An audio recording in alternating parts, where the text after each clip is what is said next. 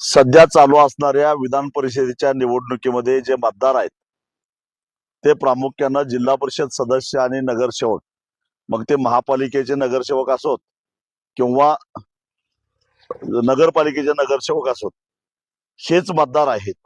आणि या मतदारांना आधीच सरकारनं कर्जमाफीसाठी अपात्र ठरवलेलं आहे.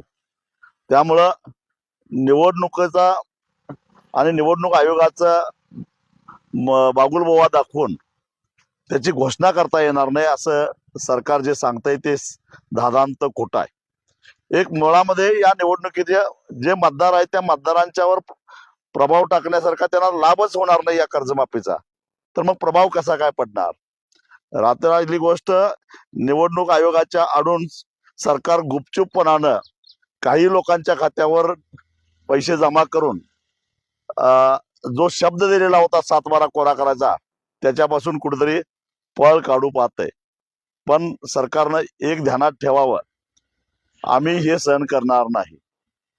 नियमित कर्ज भरणाऱ्यांना प्रत्येक खातेदाराच्या पाठीमागे 1.5 लाख रुपये आणि जे सरकारनं लोकप्रतिनिधी, पेन्शन घेणारे आणि इन्कम टॅक्स भरणारे हे वगळता सगळ्याच शेतकऱ्यांना त्याच्यामध्ये थकीत शेतकऱ्यांना कर्जमाफीसाठी पात्र धरलं पाहिजे.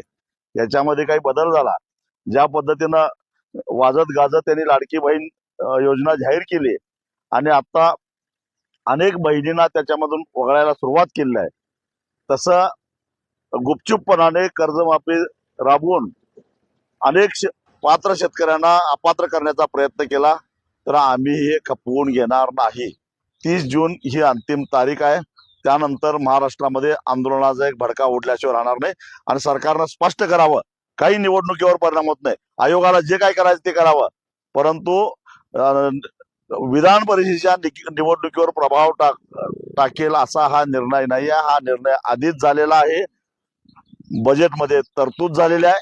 त्यामुळं सरकार जे काय सांगतं, विशेषतः मुख्यमंत्री जे सांगतात की निवडणूक आयोगाने घोषणा करायला बंदी घातलेली आहे, यात कुठेतरी काळं बेरं आहे.